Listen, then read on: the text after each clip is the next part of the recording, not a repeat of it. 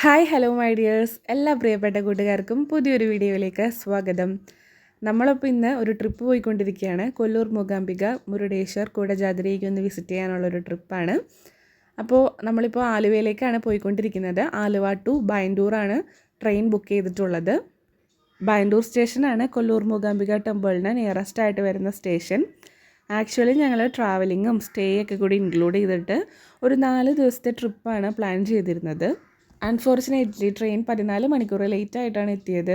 അതായത് നമ്മുടെ 4 ദിവസം എന്നുള്ളത് 3 ദിവസമായിട്ട് ചുരുങ്ങി. പിന്നെ നമ്മൾ ഓൾറെഡി റിട്ടേൺ ടിക്കറ്റും അവിടെ റൂംസൊക്കെ ബുക്ക് ചെയ്തിട്ടുള്ളതുകൊണ്ട് വേറൊരു ഡേറ്റിലേക്ക് ട്രിപ്പ് മാറ്റി വയ്ക്കൽ പോസിബിൾ ആയിരുന്നില്ല. മൊത്തത്തിലൊന്ന് റഷായെങ്കിലും നമ്മൾ ആഗ്രഹിച്ച സ്ഥലങ്ങളൊക്കെ വിസിറ്റ് ചെയ്തു. ട്രിപ്പ് നല്ലപോലെ എൻജോയ് ചെയ്തു. പിന്നെ നമ്മൾ ആലുവ സ്റ്റേഷനിൽ എത്തിക്കഴിഞ്ഞപ്പോൾ ട്രെയിൻ വീണ്ടും 1 അവർ ലേറ്റ് ആണെന്ന് അറിഞ്ഞു. മൊത്തത്തിൽ സ്റ്റാർട്ടിങ്ങിൽ തന്നെ നല്ലൊരു പോസ്റ്റാണ് കിട്ടിയത്. പിന്നെ കുറേ നേരം നമ്മൾ ആ ബെഞ്ചിൽ കത്തിയൊക്കെ വെച്ചിരുന്നു. ഫൈനലി നമ്മുടെ ട്രെയിൻ എത്തി. അങ്ങനെ ഒട്ടും ലേറ്റ് ആവാതെ നമ്മുടെ പൈസയും സമയവും ഒന്നും നഷ്ടപ്പെടുത്താതെ വരുന്ന ഈ ഒരു കൊച്ചുവേളി ഭാവനഗർ എക്സ്പ്രസ്സിലാണ് നമ്മൾ യാത്ര ആരംഭിക്കുന്നത്. ആലുവ സ്റ്റേഷനിൽ നിന്ന് ബൈന്ദൂരിലേക്ക് ഒരു 10-10.5 മണിക്കൂറിൻ്റെ യാത്രയുണ്ട്. നമ്മുടെ ആദ്യത്തെ പ്ലാൻ പ്രകാരം വരുന്നെങ്കിൽ ഒരു രാത്രി ഇരുട്ടി വെളുക്കുമ്പോഴേക്കും നമ്മൾ കൊല്ലൂർ മൂകാംബികയിൽ എത്തേണ്ടതായിരുന്നു. പക്ഷേ പ്ലാൻ ഫുള്ള് പാളിയല്ലോ. അപ്പോൾ നമ്മുടെ ട്രിപ്പ് അങ്ങനെ സ്റ്റാർട്ട് ചെയ്തു. ആദ്യം തന്നെ കുറച്ച് പാളിപ്പോയെങ്കിലും പിന്നീടുള്ള കാര്യങ്ങളൊക്കെ നല്ല സ്മൂത്തായിരുന്നു. പിന്നെ നമുക്ക് ഉച്ചയ്ക്ക് കഴിക്കാനുള്ള ലഞ്ചൊക്കെ ഓൾറെഡി പാക്ക് ചെയ്തെടുത്തിട്ടുണ്ടായിരുന്നു. ചോറും കറികളും എല്ലാം പാക്ക് ചെയ്തെടുത്തു. പിന്നെ നമ്മൾ ഏകദേശം ഒരു 1 മണിയായപ്പോഴേക്കും നമ്മൾ നമ്മുടെ ലഞ്ച് കഴിച്ചു.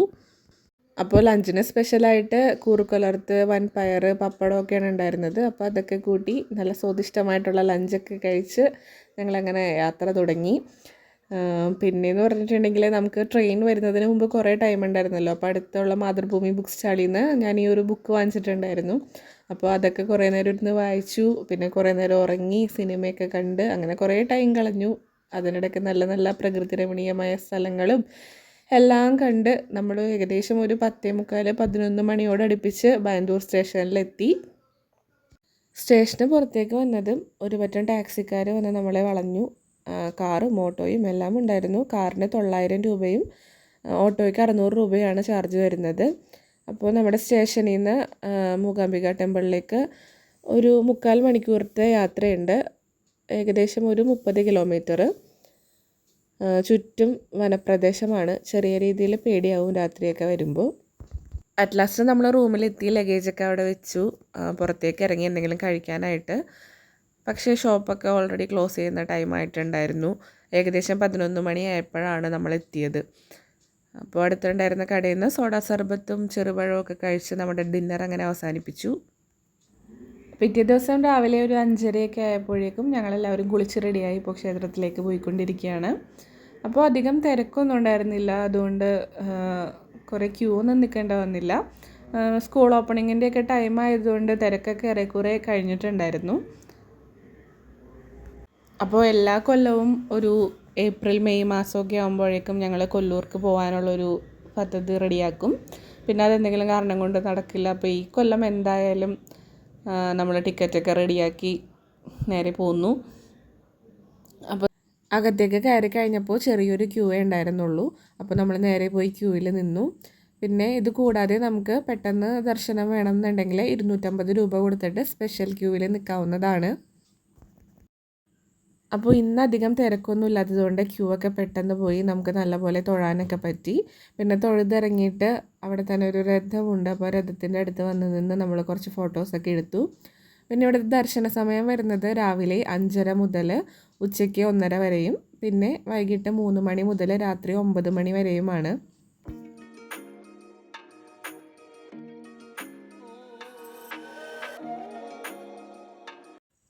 ഇതാണ് കേട്ടോ ക്ഷേത്രത്തിൻ്റെ മുൻഭാഗം. നമ്മൾ നേരത്തെ ധൃതി പിടിച്ച് പോയ കാരണം മുൻഭാഗം ശരിക്കും കാണാൻ പറ്റിയില്ല. പിന്നെ ഇവിടെ ഈ ഒരു മണ്ഡപത്തിലാണ് കുട്ടികളെ എഴുത്തിനൊക്കെ ഇരുത്തുന്നത്. മൂകാംബിക ദേവിയിൽ 3 ദേവികളുടെ ചൈതന്യമാണ് വരുന്നത്. മഹാകാളി, മഹാലക്ഷ്മി, സരസ്വതി. ഇവിടെ വന്നിട്ടുണ്ടെങ്കിൽ ഒരു പ്രത്യേക പോസിറ്റിവിറ്റി നമുക്ക് ഫീൽ ചെയ്യും. ആ ഒരു പോസിറ്റിവിറ്റി കൊണ്ട് തന്നെ നമുക്ക് വീണ്ടും ഇങ്ങോട്ടേക്ക് വരാനുള്ളൊരു മനസ്സിനൊരു ആഗ്രഹം വരും. അപ്പോൾ ഞാനിവിടെ ഫസ്റ്റ് ടൈമാണ് വരുന്നത്. പക്ഷേ എനിക്ക് വീണ്ടും വരാനായിട്ടുള്ളൊരു ആഗ്രഹം ഉള്ളിൽ വെച്ചുകൊണ്ടാണ് ഞാൻ ഇവിടെ നിന്ന് തിരിച്ചു പോകുന്നത് തന്നെ. പിന്നെ ഇതൊക്കെ നെയ്വിളക്ക് കത്തിച്ചിരിക്കുന്നതാണ്. അപ്പോൾ അടുത്തുള്ള കൗണ്ടറിൽ നെയ്വിളക്കൊക്കെ അവൈലബിൾ ആണ്, നമുക്ക് വേണമെന്നുണ്ടെങ്കിൽ വാങ്ങിച്ച് കത്തിക്കാം. ഇത് പിന്നെ നമ്മുടെ അമ്പലത്തിൻ്റെ ഫ്രണ്ടിൽ വന്നിട്ട് കുറച്ച് ഫോട്ടോസൊക്കെ എടുത്തതാണ്. അപ്പോൾ രാവിലത്തെ തൊഴിലൊക്കെ കഴിഞ്ഞ് പിന്നെ നമ്മൾ ക്ഷേത്രത്തിൽ നിന്ന് ഇറങ്ങി. അപ്പോൾ തലേ ദിവസവും ഒന്നും കഴിക്കാത്തത് കൊണ്ട് നല്ലപോലെ വിശക്കുന്നുണ്ടായിരുന്നു. നമ്മൾ നേരെ ബ്രേക്ക്ഫാസ്റ്റ് കഴിക്കാനായിട്ട് ഒരു ഹോട്ടലിലേക്ക് പോയി. തൊട്ടടുത്ത് തന്നെയുള്ള ഹോട്ടലിൽ നിന്ന് മസാല ദോശ ഇഡ്ഡലിയൊക്കെ ആയിട്ട് നമ്മളെല്ലാവരും ബ്രേക്ക്ഫാസ്റ്റ് കഴിച്ചു. നല്ല സൂപ്പർ ടേസ്റ്റി ബ്രേക്ക്ഫാസ്റ്റ് ആയിരുന്നു. അപ്പോൾ ബ്രേക്ക്ഫാസ്റ്റൊക്കെ കഴിച്ച് പിന്നെ റൂമിൽ ചെന്ന് ഡ്രസ്സൊക്കെ ചേഞ്ച് ചെയ്ത് നമ്മളിപ്പോൾ കുടജാദ്രിയിലേക്ക് പോകാനായിട്ട് ഇറങ്ങിയിരിക്കുകയാണ്. അപ്പോൾ ഈ ഒരു ജീപ്പിലാണ് നമുക്ക് മുകളിലേക്ക് പോകാനായിട്ട് പറ്റുള്ളൂ. പെർ പേഴ്സണ് 470 രൂപയാണ് ചാർജ് വരുന്നത്. 70 രൂപ എൻട്രി ഫീസും 400 രൂപ ട്രാവലിംഗ് ചാർജുമാണ്. അപ്പോൾ 9 പേരായിട്ടുണ്ടെങ്കിലാണ് നമുക്ക് ഈ ഒരു ജീപ്പിൽ അവർ ജേർണി സ്റ്റാർട്ട് ചെയ്യുള്ളൂ. അതല്ലാന്നുണ്ടെങ്കിൽ നമ്മൾ 9 പേരുടെ ചാർജ് നമ്മുടെ കയ്യിൽ നിന്ന് കൊടുക്കേണ്ടി വരും. ഞാൻ, ഹസ്ബൻഡ്, അമ്മ പിന്നെ വേറൊരു ഫാമിലിയിൽ 6 പേര് കൂടി ചേർന്നിട്ടായിരുന്നു ഞങ്ങളപ്പോൾ പോയിട്ടുണ്ടായിരുന്നത്. ഈ ഒരു ജീപ്പ് ജേർണി വല്ലാത്തൊരു എക്സ്പീരിയൻസ് ആയിരുന്നു. ഓഫ് റോഡ് സ്റ്റാർട്ട് ചെയ്യുന്നതിന് മുൻപ് വരെ എനിക്ക് നല്ല വാളോട് വാളായിരുന്നു, കൊടുവാളായിരുന്നു. ഓഫ് റോഡ് സ്റ്റാർട്ട് ചെയ്തപ്പോൾ റോഡിൻ്റെ ആ ഒരു ഭീകരാന്തരീക്ഷം കാരണം പിന്നെ വാളിൻ്റെ കാര്യമൊക്കെ മറന്നു. പിന്നെ നമ്മൾ ആ ഒരു ട്രിപ്പ് വൈബിലേക്ക് എത്തി. അപ്പോൾ ഓഫ് റോഡിലേക്ക് എൻ്റർ ചെയ്യുന്നതിന് മുൻപായിട്ടൊരു ചെക്ക് പോസ്റ്റ് ഉണ്ട്. അവിടെ നമ്മുടെ കയ്യിലുള്ള പ്ലാസ്റ്റിക് ബോട്ടിൽസിനൊക്കെ ഒരു പർട്ടിക്കുലർ എമൗണ്ട് ഡെപ്പോസിറ്റ് ചെയ്യേണ്ടി വരും. തിരിച്ചു വരുമ്പോൾ ആ പ്ലാസ്റ്റിക് ബോട്ടിൽസ് നമ്മൾ കാണിക്കുകയാണെങ്കിൽ ആ എമൗണ്ട് റീഫണ്ട് ചെയ്ത് കിട്ടുന്നതാണ്. ഈ ഒരു പോയിന്റ് വരെ നമുക്ക് ജീപ്പ് ഫെസിലിറ്റി ഉള്ളൂ. അത് കഴിഞ്ഞിട്ട് നമ്മൾ കാൽനടയായിട്ട് വേണം പോകാനായിട്ട്. അപ്പോൾ കയറുന്ന ആ ഒരു ഭാഗത്തായിട്ട് ചെറിയ ക്ഷേത്രങ്ങളൊക്കെ ഉണ്ട്. പിന്നെ ഇതേപോലെ ഒരു കുളമൊക്കെ സൈഡിലുണ്ടായിരുന്നു. അപ്പോൾ നമുക്കിതൊക്കെ കണ്ട് മുകളിലേക്ക് പയ്യെ കയറാം. അപ്പോൾ 1.5 മണിക്കൂറിനുള്ളിൽ തിരിച്ചു വരാനാണ് നമ്മുടെ ജീപ്പ് ഡ്രൈവർ പറഞ്ഞിട്ടുള്ളത്. അതായത് നമ്മളൊരു 10 മണിയൊക്കെ ആയപ്പോൾ അവിടെ എത്തി 11:30 ആകുമ്പോഴേക്കും തിരിച്ചെത്തണം എന്നാണ് പറഞ്ഞിരുന്നത്. അത് കഴിഞ്ഞാൽ പിന്നെ എക്സ്ട്രാ എമൗണ്ട് പേ ചെയ്യേണ്ടി വരും. മൂകാംബിക ക്ഷേത്രത്തിൻ്റെ അവിടെ നിന്ന് ഏകദേശം ഒരു 21 കിലോമീറ്ററാണ് ഇങ്ങോട്ടേക്ക് ഉള്ളത്. നമ്മളൊരു 4-4.5 മണിക്കൂർ എടുക്കും മൊത്തം ഒരു ജേർണിക്കായിട്ട്. അപ്പോൾ ഇത് കർണാടകയിലെ ഷിമോഗ ജില്ലയിൽ സ്ഥിതി ചെയ്യുന്ന ഒരു പീക്കാണ്. 1343 മീറ്റർ ഉയരത്തിലാണ് സമുദ്രനിരപ്പിൽ നിന്ന്. പിന്നെ ഇതിൻ്റെ ഏറ്റവും ടോപ്പിൽ ശങ്കരാചാര്യരെ തപസ്സിരുന്നിരുന്ന സർവജ്ഞപീഠമുണ്ട്. അപ്പോൾ അത് കാണുക എന്നുള്ളതാണ് നമ്മുടെ അൾട്ടിമേറ്റ് എയിം. ടോപ്പിലെത്തി അവിടുത്തെ കാഴ്ചകൾ കാണുന്നതിനേക്കാളും എനിക്ക് കൂടുതൽ മനോഹരമായിട്ട് തോന്നിയത് നമ്മളീ പോകുന്ന വഴിക്കുള്ള കാഴ്ചകളാണ്. നല്ല മലനിരകളും കോട ഇറങ്ങി വരുന്നതും ഒക്കെ കാണാൻ നല്ല നല്ല ബ്യൂട്ടിഫുള്ളാണ്. നമ്മളെന്തോ ഒരു സ്വപ്നത്തിലെത്തിയ പോലെ തോന്നും ചില സമയത്ത്. അത് മാത്രമല്ല, നമ്മൾ ഈ ഒരു മല കയറി ഇറങ്ങി വരുമ്പോൾ നമുക്ക് എന്തൊക്കെയോ മനസ്സിൻ്റെ ഭാരങ്ങളൊക്കെ ഇറങ്ങി നമ്മൾ ടോട്ടലി ഒന്ന് ഫ്രീ ആയതുപോലെ ഫീൽ ചെയ്യും. നല്ലൊരു പോസിറ്റീവ് ഫീലിംഗ് ആണ്. ലൈഫിൽ വൺസെങ്കിലും എല്ലാവരും ഒന്ന് വന്ന് എക്സ്പീരിയൻസ് ചെയ്യണം എന്നാണ് എൻ്റെ ഒരു പേഴ്സണൽ അഭിപ്രായം. പ്രായമായവർക്കൊക്കെ കുറച്ചൊരു ടാസ്ക്കാണ് ഈ ഒരു മലകയറ്റം. എങ്കിലും നമ്മുടെ മനസ്സും ശരീരമൊക്കെ അനുവദിക്കുകയാണെങ്കിൽ ഈസി ആയിട്ട് കയറി ഇറങ്ങി വരാവുന്നതേ ഉള്ളൂ. അമ്മയൊക്കെ പകുതിയായപ്പോഴേക്കും നല്ല പരിപ്പായിട്ടുണ്ടായിരുന്നു. പിന്നെ അമ്മയേക്കാളും ഒരുപാട് പ്രായമുള്ളവരൊക്കെ മുകളിൽ വരെയും പോയിട്ട് തിരിച്ചു വരുന്നത് കണ്ടിരുന്നു. അപ്പോൾ നമ്മുടെ മനസ്സുണ്ടെങ്കിൽ എവിടെ വേണമെങ്കിലും പോയി വരാം. ഒരു പകുതി മുക്കാൽ ഭാഗമാകുമ്പോഴേക്കും നമ്മൾ നല്ലപോലെ ടയേർഡാകും.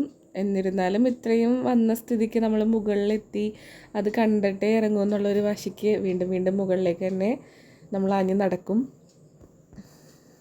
പിന്നെ ഒരു പോയിൻ്റ് എത്തിക്കഴിയുമ്പോൾ നമുക്ക് കുറച്ച് അകലെയായിട്ട് നമ്മുടെ ക്ഷേത്രം കാണാൻ പറ്റും. അതങ്ങോട്ട് കണ്ടു കഴിഞ്ഞാൽ പിന്നെ സ്പീഡിൽ നമുക്ക് അവിടെ എത്താം. അങ്ങനെ ഫൈനലി നമ്മൾ ടോപ്പിലെത്തി അവിടുത്തെ കാഴ്ചകളൊക്കെ കണ്ടു. പിന്നെ അവിടെ ഒരു ചെറിയ ക്ഷേത്രം പോലെയുണ്ട്. അപ്പോൾ അവിടെ ശങ്കരാചാര്യരുടെ വിഗ്രഹം നമുക്ക് കാണാൻ കഴിയും. അപ്പോൾ കുറച്ച് ആൾക്കാരൊക്കെ അവിടെ ഇരുന്ന് മെഡിറ്റേഷനൊക്കെ ചെയ്യുന്നുണ്ട്. അപ്പോൾ അവിടെ കുറച്ച് നേരം ഇരുന്ന് വിശ്രമിച്ച് ഒന്ന് റിലാക്സൊക്കെ ചെയ്തിട്ട് നമുക്ക് പിന്നെ വീണ്ടും തിരിച്ചു പോരാം. എനിക്കൊരിക്കൽ കൂടി ഏതായാലും ഇവിടെ വിസിറ്റ് ചെയ്യണം എന്ന് ആഗ്രഹമുണ്ട്. പിന്നെ ആകെ കൂടെ പിന്തിരിപ്പിക്കുന്ന ഒരു കാര്യം ആ ഒരു ജീപ്പ് യാത്രയെക്കുറിച്ച് ആലോചിക്കുമ്പോഴാണ്. എന്തായാലും ഇപ്പോൾ കണ്ടതിൽ വെച്ച് ഞാൻ നല്ല സംതൃപ്തയാണ്. ഇനി ചാൻസ് കിട്ടിയാൽ വീണ്ടും ഒരിക്കൽ കൂടി വരും. അങ്ങനെ നമ്മൾ സർവജ്ഞപീഠമൊക്കെ കണ്ട് പിന്നെ തിരികെ ഇറങ്ങാനായിട്ട് തുടങ്ങി. ഏകദേശം 1 മണിക്കൂറൊക്കെ എടുത്തു നമ്മൾ ഇതിൻ്റെ ടോപ്പിലേക്ക് എത്താനായിട്ട്. പക്ഷേ ഇറങ്ങാനായിട്ടൊരു 10-15 മിനിറ്റേ ആയുള്ളൂ. അപ്പോൾ മുകളിലേക്ക് കയറാനാണല്ലോ എപ്പോഴും പ്രയാസം, താഴത്തേക്ക് പെട്ടെന്ന് എത്തും. അപ്പോൾ നമ്മൾ ഇറങ്ങുന്ന വഴിക്ക് നമ്മുടെ മുൻപേ പോയ ആൾക്കാർ പറഞ്ഞു അവിടെ മലയണ്ണാൻ നിൽപ്പുണ്ട്. അപ്പോൾ അവരതിൻ്റെ ഫോട്ടോസൊക്കെ എടുക്കുന്നുണ്ടായിരുന്നു. അപ്പോൾ നമ്മളെയും കാട്ടി തന്നപ്പോൾ നമ്മളും ഫോട്ടോസൊക്കെ എടുത്തു. അപ്പോൾ ഞാനും ഇതേ കണ്ടു, ലൈഫിൽ ആദ്യമായിട്ടൊരു മലയണ്ണാനെ കണ്ടു. പിന്നെ നമ്മളെയൊക്കെ കണ്ടപ്പോൾ അത് എവിടെയോ പോയി മറഞ്ഞു. അങ്ങനെ ഫൈനലി നമ്മളിപ്പോൾ താഴെ ജീപ്പൊക്കെ ഉള്ളിടത്തെത്തി. റിട്ടേൺ യാത്ര കഴിഞ്ഞപ്പോഴേക്കും എല്ലാവരും നല്ലപോലെ ടയേർഡായിട്ടുണ്ടായിരുന്നു. പിന്നെ ലഞ്ചിൻ്റെ ടൈം ആയതുകൊണ്ട് നമ്മളടുത്തുള്ള ഹോട്ടലിൽ കയറി ലഞ്ച് കഴിച്ചു. കേരള മീൽസാണ് കഴിച്ചത്. ഇവിടെയുള്ള ഒട്ടുമിക്ക ഹോട്ടൽസിലും നമുക്ക് കേരള റൈസും കറികളും എല്ലാം അവൈലബിൾ ആണ്. പിന്നെ എല്ലാവരും നല്ലപോലെ മലയാളം പറയും. നമുക്ക് ശരിക്കും കേരളത്തിന് പുറത്താണെന്നുള്ളൊരു ഫീല് തോന്നേയില്ല. എല്ലാവരും മലയാളീസാണ്. പിന്നെ നമ്മൾ തിരികെ റൂമിലേക്ക് പോയി കുറച്ച് നേരം ഉറങ്ങി റെസ്റ്റൊക്കെ എടുത്ത് ഒരു 2-2.5 മണിക്കൂർ കഴിഞ്ഞ് ഒരു 5:30 ആയപ്പോഴേക്കും നമ്മൾ വീണ്ടും റെഡിയായി ക്ഷേത്രത്തിലേക്ക് എത്തി. അപ്പോൾ ക്ഷേത്രത്തിന് തൊട്ടടുത്ത് തന്നെയുള്ള ഈ ഒരു സ്റ്റേജിൽ കുട്ടികളുടെ അരങ്ങേറ്റവും ഡാൻസ് പെർഫോമൻസൊക്കെ നടക്കുന്നുണ്ടായിരുന്നു. അപ്പോൾ അത് കണ്ടിരുന്നു കുറച്ച് നേരം. കുട്ടികളെല്ലാം നല്ല ഭംഗിയിൽ നല്ല പെർഫെക്ഷനോടുകൂടി ഡാൻസ് കളിക്കുന്നുണ്ടായിരുന്നു. അപ്പോൾ കുറേ നേരം അതൊക്കെ കണ്ട് ആസ്വദിച്ചിരുന്നു. ചെറിയ കുട്ടികളാണെങ്കിൽ പോലും എല്ലാവരും നല്ലപോലെ കളിച്ചു. സ്റ്റേജിന് തൊട്ടടുത്തായിട്ട് തന്നെ ഒരു വലിയ രഥമുണ്ടായിരുന്നു. മരം കൊണ്ട് നിർമ്മിച്ചിട്ടുള്ള രഥമാണ്. അപ്പോൾ ഫുള്ള് കൊത്തുപണികളും നല്ല വലുപ്പമൊക്കെ ഉള്ളൊരു രഥം. അപ്പോൾ അത് നോക്കി കണ്ട് നിൽക്കാൻ തന്നെ നമുക്ക് കുറച്ച് സമയം വേണം. അപ്പോൾ അതൊക്കെ ആസ്വദിച്ച് അവിടെ നിന്ന് കുറേ ഫോട്ടോസൊക്കെ എടുത്ത് പിന്നെ നമ്മൾ അതിന് ശേഷമാണ് അമ്പലത്തിലേക്ക് വീണ്ടും പോയത്.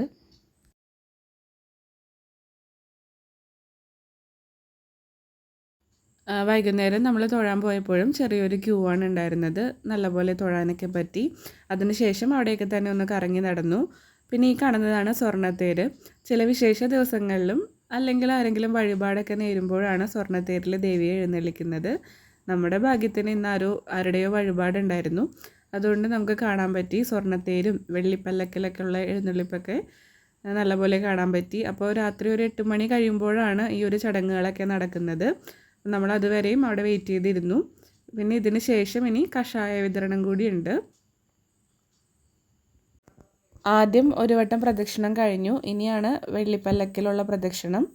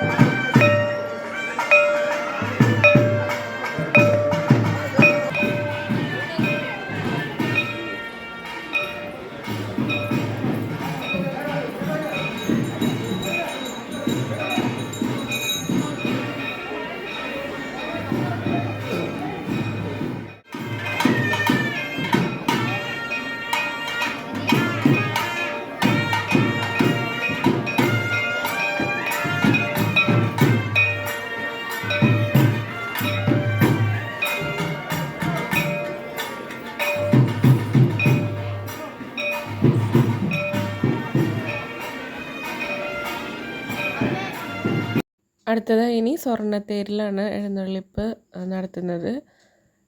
അപ്പോൾ അതും കണ്ടു. നമ്മൾ വന്ന ദിവസം ഏതായാലും എല്ലാം കാണാൻ പറ്റി.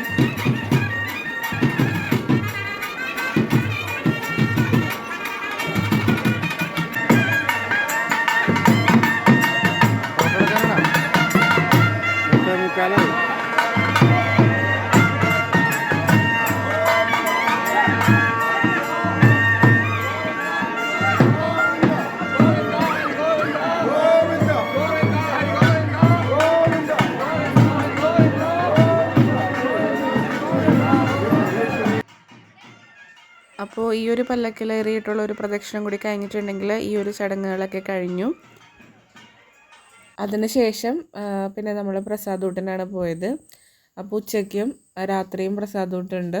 നമ്മൾ ഉച്ചയ്ക്ക് പുറത്തുനിന്നാണ് കഴിച്ചത്. അപ്പോൾ രാത്രി എന്തായാലും ഇവിടെ നിന്ന് തന്നെ കഴിക്കാമെന്ന് കരുതി അങ്ങോട്ടേക്ക് പോയി.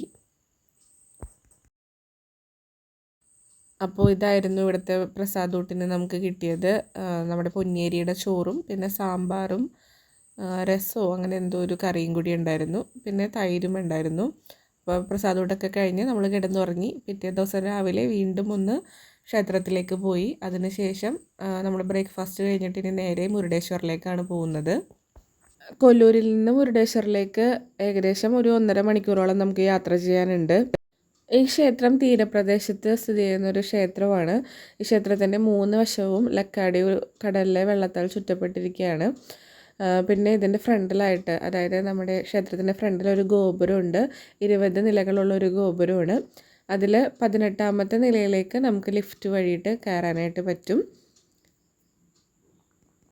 ശിവൻ്റെ ലോകത്തിലെ തന്നെ 2ാമത്തെ ഉയരമുള്ള പ്രതിമ ഉള്ളത് ഇവിടെയാണ്. അപ്പോൾ 123 അടിയാണ് ആ പ്രതിമയുടെ ഉയരം വരുന്നത്.